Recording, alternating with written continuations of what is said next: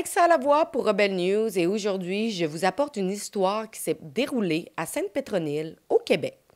Cette petite municipalité, avec environ 1000 habitants, a été le théâtre d'une attaque sans précédent contre la liberté d'expression et la liberté de la presse.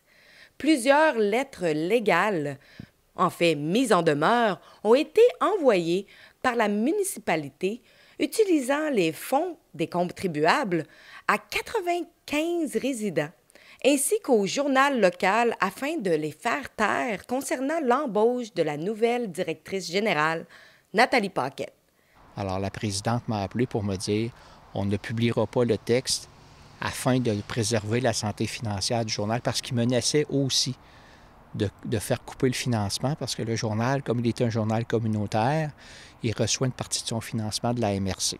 Permettez-moi de vous expliquer plus en détail ce qui s'est passé dans cette petite ville tranquille. Tout a commencé lorsque la municipalité a embauché une nouvelle directrice générale au printemps dernier.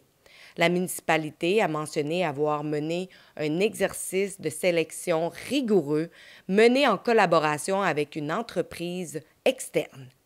Depuis lors, quelques interactions ont eu lieu entre certains résidents et la nouvelle directrice générale. Mais l'événement principal qui a attiré l'attention a été la démission collective des bénévoles de la bibliothèque municipale vers octobre 2023. Oui, au total, 14 bénévoles sont partis simultanément.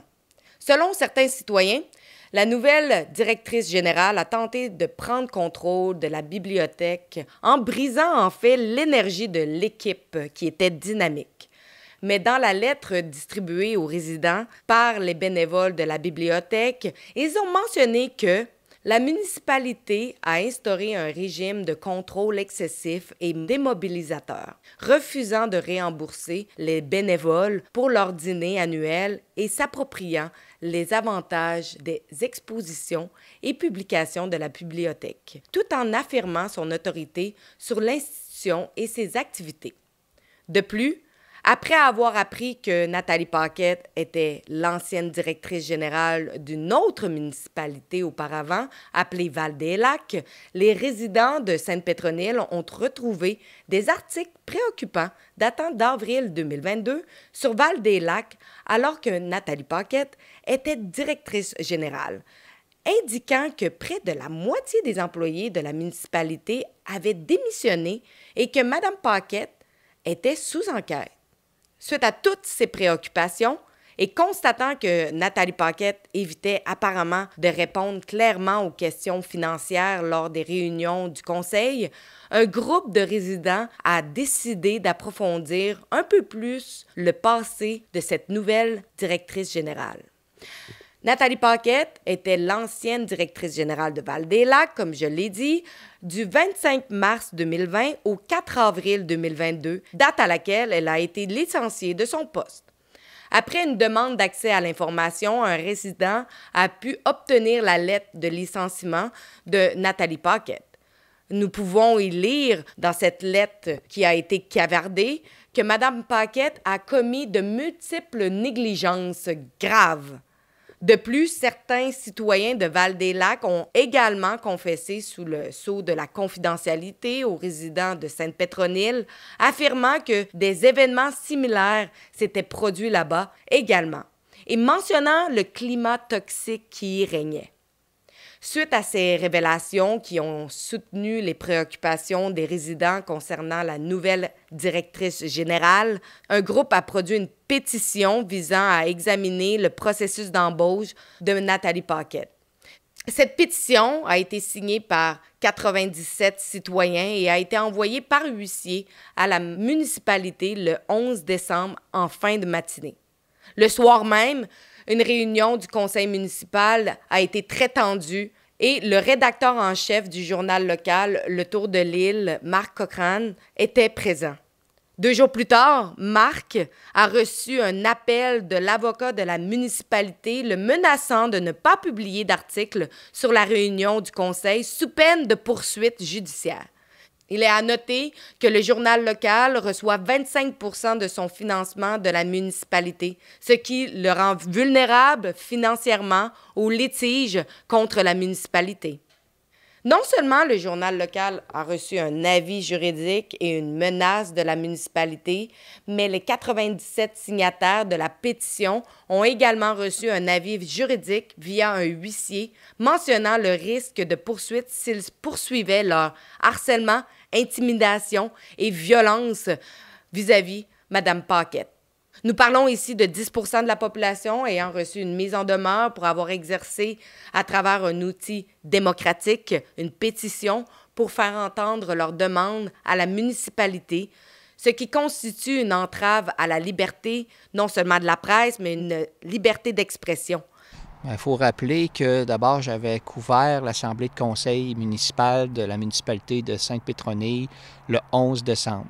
Ça avait été houleux parce que des citoyens voulaient obtenir de la municipalité une prolongation de l'approbation de la nouvelle directrice générale afin d'enquêter sur cette embauche-là. Et puis moi, je voulais faire un texte là-dessus et à la tombée, vers le 13 décembre, j'ai reçu un appel de l'avocat de la municipalité qui m'a dit que si je publiais un texte, le journal, moi-même, on était poursuivis. Sans ce quart-là de budget, est-ce que ça aurait vraiment impacté votre condition pour votre journal? Absolument, absolument. C'est très important comme portion financière pour assurer le maintien du journal. Comment vous êtes senti? Ça a été comment la réaction des membres de votre journal lorsque vous avez reçu cette mise en demeure-là? Bien, évidemment, les gens, on est surpris et on est déçus de voir que c'était en 2023, décembre, qu'une municipalité procédait de telle façon afin de bâillonner le journal. Et on n'a pas eu le choix de se soumettre. Mais là, aujourd'hui, on voit avec toute l'ampleur, tout le soutien qu'on a par tous les médias, partout au pays, que la liberté de presse, c'est important.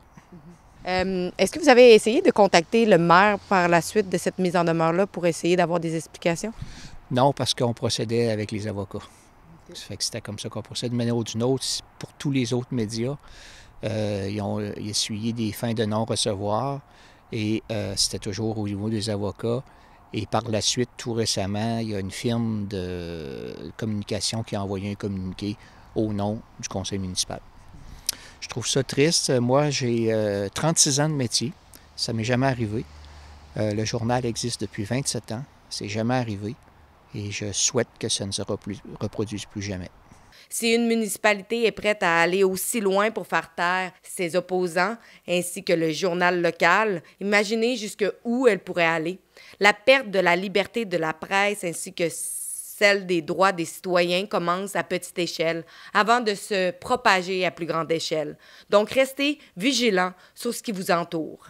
J'ai soumis des demandes d'accès à l'information dans les 2 municipalités pour connaître les frais juridiques et les dépenses du huissier que la municipalité a engagé pour faire taire ses citoyens, ainsi que la presse locale. J'ai également soumis une demande d'accès à l'information pour connaître les raisons exactes du licenciement de Nathalie Paquette à Val-des-Lacs. Restez à l'écoute pour en savoir plus sur cette histoire. N'oubliez pas que vous pouvez encourager notre journalisme en donnant généreusement via notre site web rebelfieldreports.com. Vous pouvez donner ce que vous pouvez. Merci de nous encourager et merci pour tous les dons en avance.